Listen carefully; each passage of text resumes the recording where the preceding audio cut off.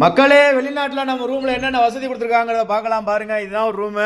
ஒரு ரூமுக்கு 4 பேர் இருக்கோம். 4 பேர் இதான் பசங்க சமைக்க 4 பேருக்கு மளிகை ஜாமான் பலசரக்கு ஜாமான் எல்லாத்துல தான் வச்சுருக்கணும். என்னடா இந்த மாதிரி கிடைக்க அப்படின்னு பார்க்காதீங்க.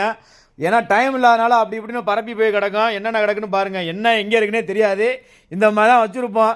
குப்பூஸ்லாம் இங்கே கிடக்கு. இன்றைக்கி காலைல ஒருத்தனுக்கு முட்டைக்கோஸ் பொரியல் அப்படியே விட்டு போயிட்டான் போல, மறந்துட்டான். இதான் மக்களே ரூமுக்குள்ளே இந்த மாதிரி ஒரு கேபினெட் இது வேறு கொடுத்துருப்பாங்க. அந்த ஜாமான் வச்சுக்கிறதுக்கு இந்த மாதிரி கொடுத்துருப்பாங்க. இந்த ஜாமான்லாம் வச்சுக்கலாம் அதுக்குள்ளே, சரிங்களா? அதுக்கப்புறம் எங்கிட்ட திரும்பி பார்த்தீங்கன்னா பெட்டு நான் ஆல்ரெடி காமிச்சிருக்கேன். ரூமில் ஏசி கொடுத்துருக்காங்க. பால் சீலிங்லாம் போட்டு பயங்கரமாக பிரம்மாண்டமாக இருக்கும். ஒன்றும் கவலைப்படாதீங்க அப்படிங்கிற மாதிரி இருக்கும். இதுக்கப்புறம் இந்த போட்டு பார்த்தீங்கன்னா ஒரு ஹால் மாதிரி கொடுத்துருக்காங்க. இந்த ஹாலுக்குள்ளே பார்த்தீங்கன்னா இது டாய்லெட் மக்களே. இது டாய்லெட் துண்டு காய போடும்போது தெரியும்.